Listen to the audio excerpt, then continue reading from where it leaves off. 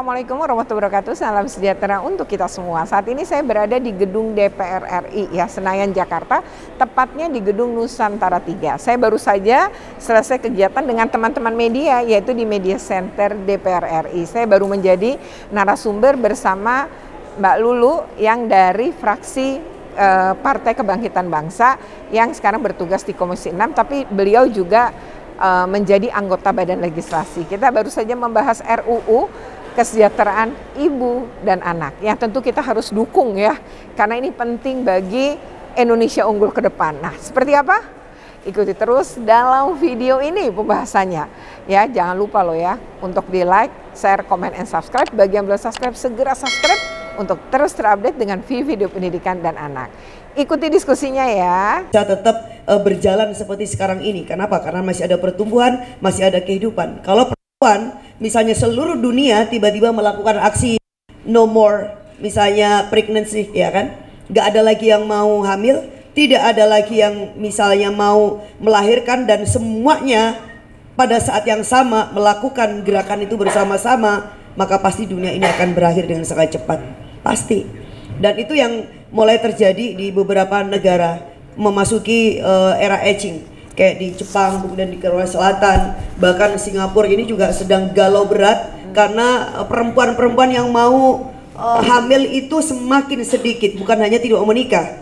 Dan jangan salah ya, tidak menikah itu bukan berarti kemudian mereka menganut kebebasan seks, bukan di situ. Karena mereka tidak mau mengikatkan diri pada hubungan pernikahan, dan mereka juga tidak mau melahirkan karena dianggap apa, ribet.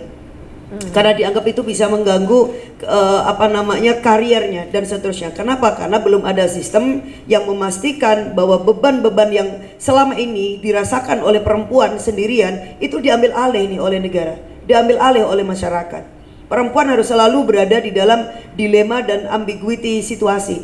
Kamu bekerja atau kamu ngurus anak, kamu mau ngurus anak atau kamu kehilangan pekerjaan. Bayangin, kita sekolah udah mahal, jadi pintar juga mahal, tetapi begitu kita memasuki dunia perkawinan, tiba-tiba kita dihadapkan pada pertanyaan-pertanyaan yang sangat tidak fair bagi perempuan. Selalu harus ada memilih hitam atau putih, dan kita tidak melakukan pertanyaan yang sama sama laki-laki. Kamu sekarang menikah ya, kemudian ketika istrimu hamil, pilihan kamu nanti apa? Kamu menungguin istri kamu atau kemudian kamu akan resign dan seterusnya? Kan tidak. Selalu pertanyaan itu hanya ditujukan pada perempuan. Oke. Itu yang menyebabkan kemudian kenapa terjadi diskriminasi, ketidaksetaraan kepada perempuan itu sangat sistemik. Karena apa? Karena perempuan mengalami diskriminasi itu dari awal sampai akhir. Dari mulai bayi sampai kemudian siklus itu berulang.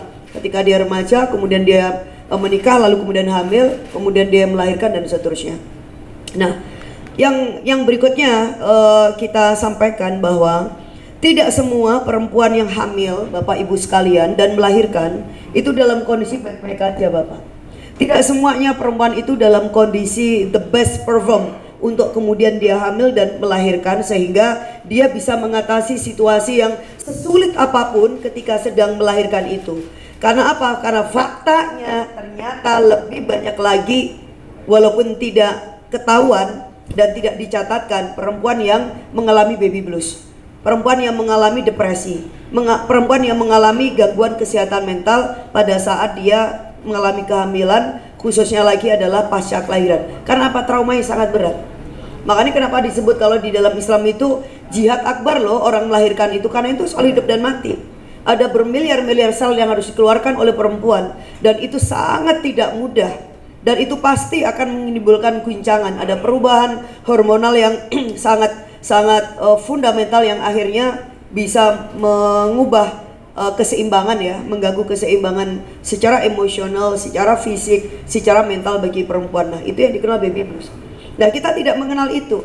Kita taunya bahwa perempuan itu harus selalu sempurna, baik secara fisik atau non fisik. Tampilannya itu tidak boleh ada cacatnya sedikit pun. Bayangkan, padahal itu peristiwa yang sesungguhnya ya tidak normal. Nah, orang melahirkan luar biasa, bayangin keluar dari alat genitalnya perempuan bayi sebesar itu gitu. Dengan resiko kematian yang sangat besar. Nah, karena ada banyak sekali peristiwa-peristiwa baby blues yang dialami oleh perempuan, sehingga ada kondisi di mana perempuan tidak selalu memiliki kesiapan ketika menerima bayinya.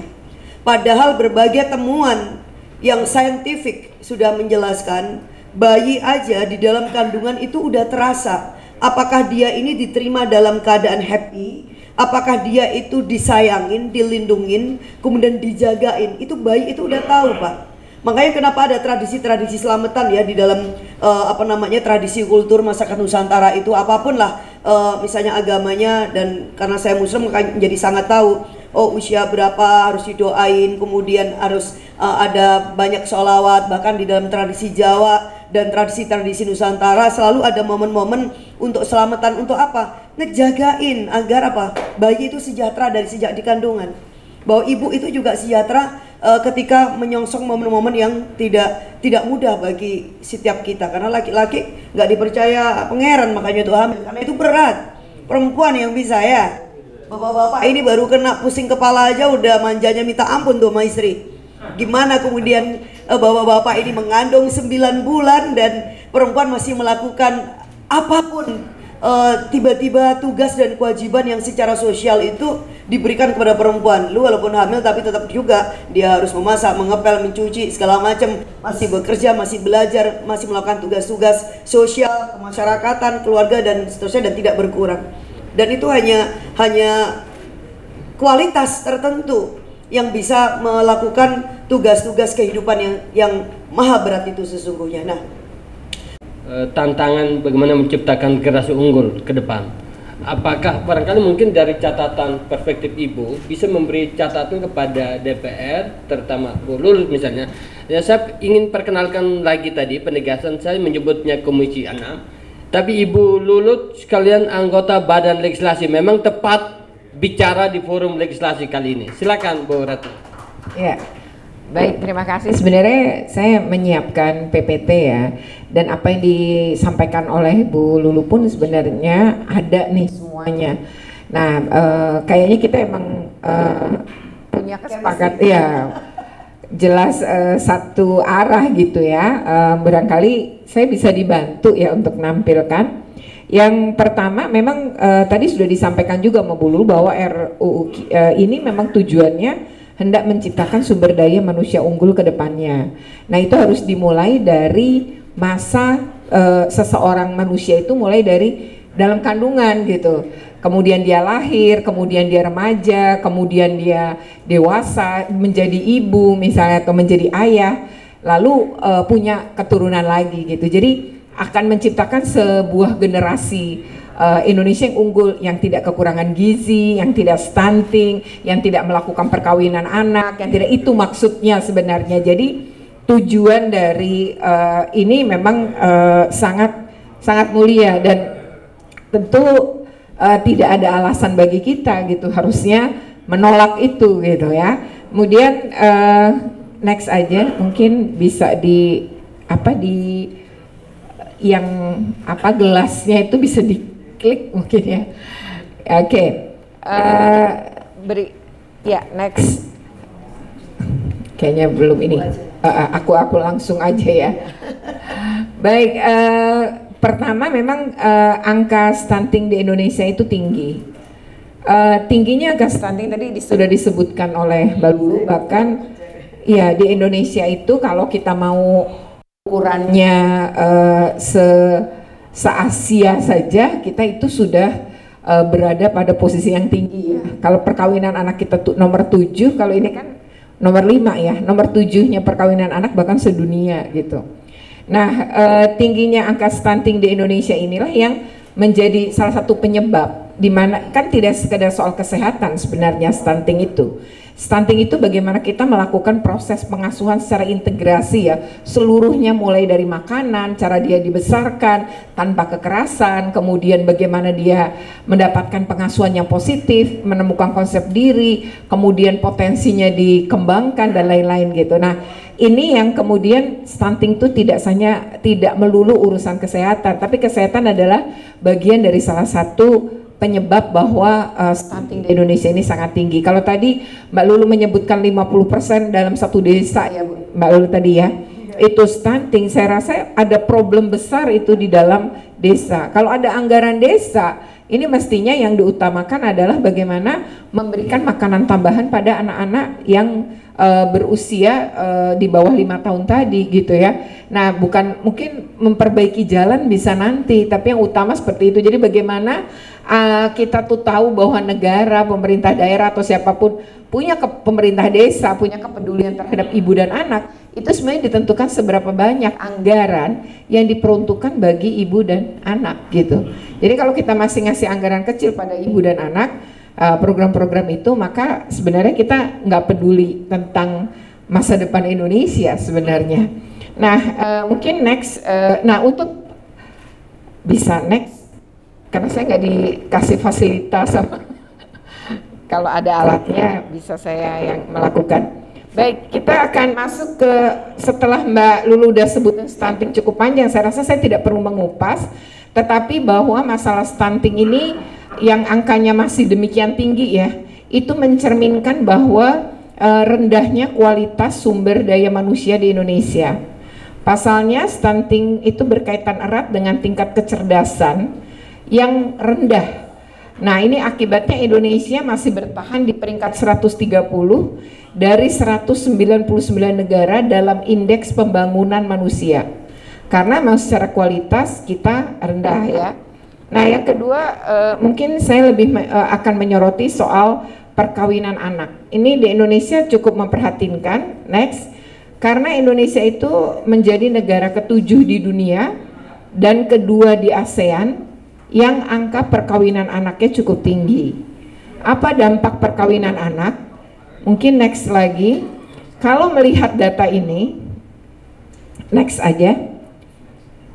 Nah, kalau melihat data ini, maka sebenarnya presentasi perempuan yang berumur 20 sampai 24 yang pernah kawin, yang umurnya pada saat perkawinan pertamanya itu di bawah 18 tahun.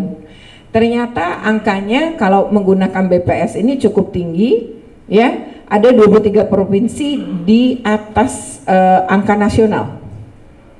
Dari ini belum provinsi pengembangan ya data ini, masih yang 34. Jadi kalau 34 kurangi 23, yang angka perkawinan anaknya di atas rata-rata nasional. Ini kan sungguh tinggi sekali ya. Oke, next, berikutnya. Itu yang ditandain tadi adalah yang menunjukkan ini saya kan udah ngasih ke panitia ya, mungkin nanti silahkan aja untuk di-share agar bisa dipelajari ya.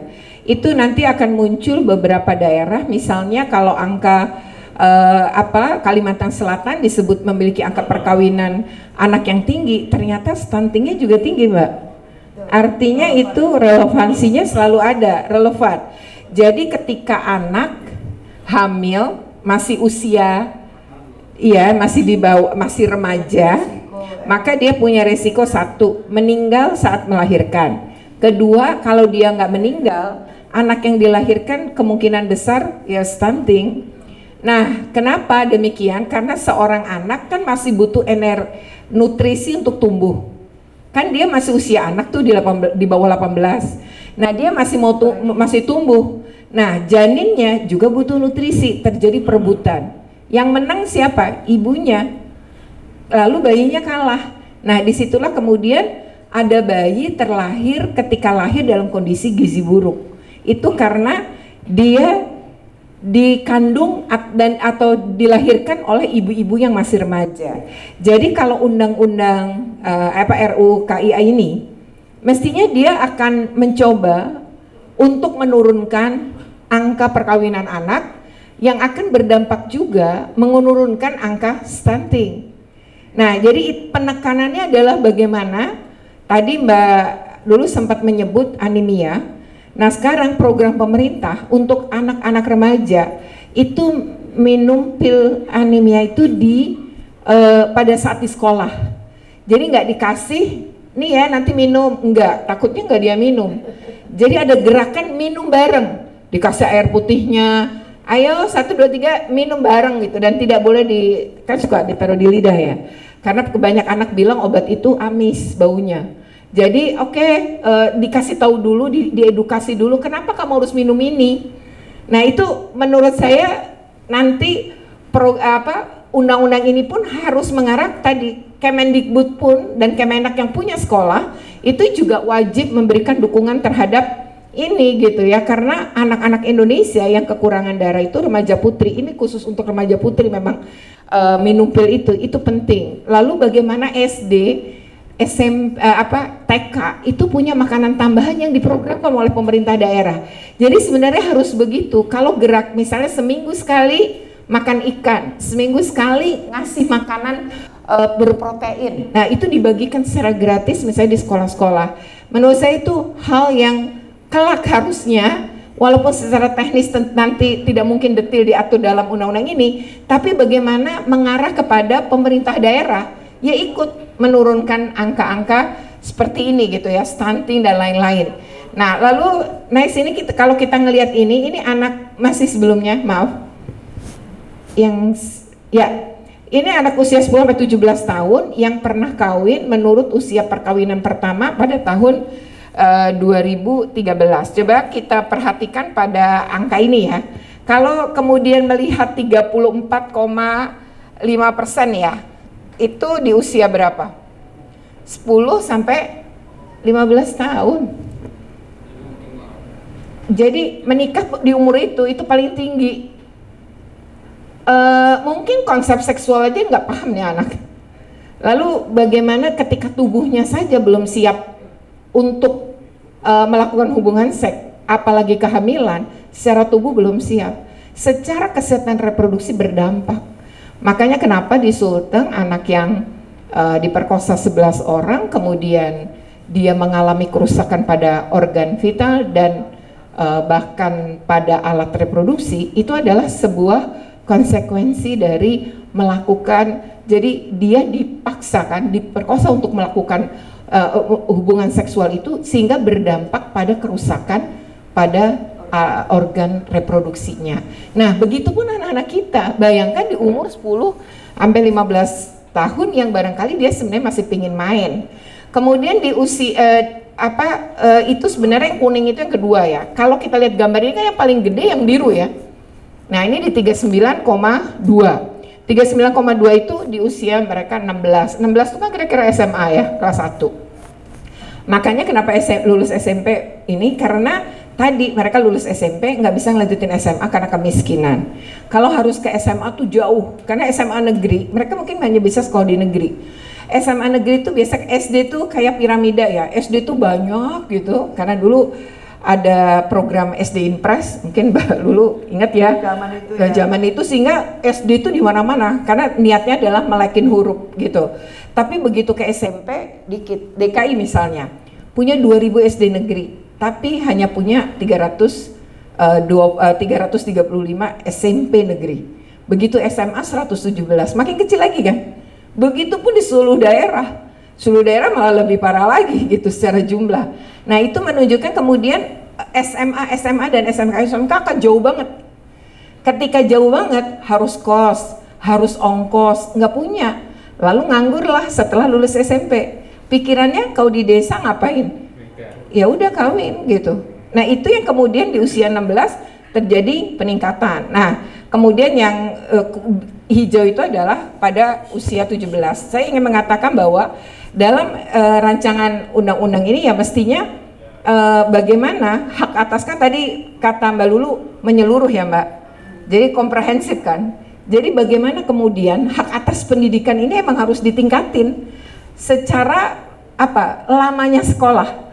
Kalau enggak maka bisa punya peluang tadi menikah di usia dini, punya anak yang stunting kemudian. Nah, bagaimana masa depan Indonesia? Kalau cara begitu, kita nggak bisa lagi punya SDM unggul. Nah, padahal ini kan kondisi itu yang mengakibatkan kemudian kita semua berpikir gimana mensejahterakan ibu dan anak. Next. Nah, kalau kita berbicara soal data, sebenarnya di mana sih perkawinan anak paling tinggi? Kalau data menyatakan di desa paling tinggi ya, 27% di pedesaan, di perkotaan 17%. Perbedaannya sebenarnya tidak terlalu jauh juga. Jadi tetapi ini menunjukkan bahwa kalau di desa tadi mau sekolah tuh lebih sulit dibanding kalau di perkotaan gitu ya. Jadi ada relevansinya. Next. mungkin kita berikutnya adalah sebenarnya perkawinan anak ini merupakan kan pelanggaran HAM. Yang kalau dia merupakan pelanggaran HAM, pasti dia punya dampak-dampak buruk nih. Nah, next berikutnya. Nah, kalau kita berbicara iya betul. Sekarang jadi TPKS perkawinan anak. Nah, karena dimasukkan bahwa memaksa perkawinan saja orang tua tidak diperkenankan. Ya karena ini artinya gini, undang-undangnya mendukung untuk tidak diberlakukan. Nah, itu bagus, tinggal implementasinya seperti apa. Nah, kita lihat dampaknya. Dampak yang utama yang menghambat capaian SDGs kita kan. Ya.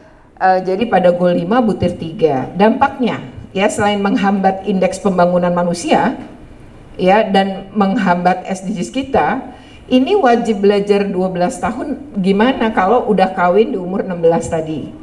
Apalagi 10 sampai 15 tadi. Berarti nggak lulus SD itu yang 10 kan.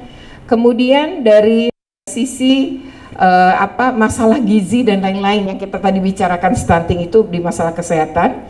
Dampak berikutnya adalah secara ekonomi, di mana mereka jadi low skill. Mereka nggak punya keterampilan karena kawin tadi, habis itu cerai, mau kerja susah. Nah, ini berdampak ekonomi pada kaum perempuan juga kan. Kemudian menghambat upaya penghapusan kekerasan terhadap anak, ya juga kekerasan dalam rumah tangga. Karena ibu-ibu yang tadi mengalami depresi, stres dan lain-lain, pelampiasannya ke siapa? Pasti ke anak.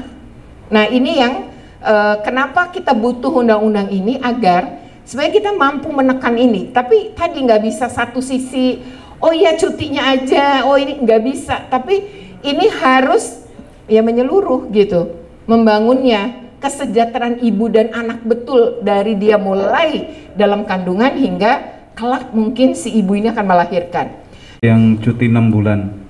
Nah, cuti 6 bulan ini perusahaan mungkin nantinya akan berpikir ulang untuk mungkin mereka tidak mau menanggung kerugian karena harus tetap membayar gaji di saat cuti tersebut, dan bukan tak mungkin nantinya perusahaan juga akan membuat peraturan sendiri dengan mungkin dalam perekrutan hal pekerja perempuan khususnya, mungkin dengan mereka tidak ingin menerima pekerja yang sudah menikah atau membuat peraturan dengan tidak boleh hamil dulu selama beberapa kurun waktu tertentu. Dan ini berkaitan lagi dengan yang tadi Ibu Lulu sampaikan, apakah nantinya perempuan-perempuan ini tidak akan menahan kehamilannya demi memperoleh pekerjaannya atau mempertahankan karirnya. Lalu yang kedua, kesejahteraan ini menurut saya tersangkut paut dengan ekonomi, karena banyak faktor kekerasan, penderitaan yang diderita oleh ibu dan anak itu berawal dari faktor ekonomi. Nah, apakah nantinya RUU KIA ini juga akan mendukung perekonomian keluarga khususnya untuk menanggulangi hal ini? Terima kasih Bu. Assalamualaikum warahmatullahi wabarakatuh. Negara-negara Eropa misalnya ya, yang Mbak Lulu tadi mungkin itu kan ketika disurvei pun warga negaranya memang warga negara yang bahagia. Secara ekonomi mereka makmur, bahkan Sabtu Minggu tuh nggak ada yang mau bekerja, supermarket susah nggak ada yang buka, mall-mall nggak buka. Kita kebalikan, Sabtu Minggu nyerbu mall gitu. Bahkan mereka-mereka yang jadi SPG itu susah libur, bahkan di hari Lebaran pun mall diserbu karena mereka habis sholat Id itu para pegawainya perempuan laki-laki itu langsung bekerja kembali. Itu gimana mau bahagia?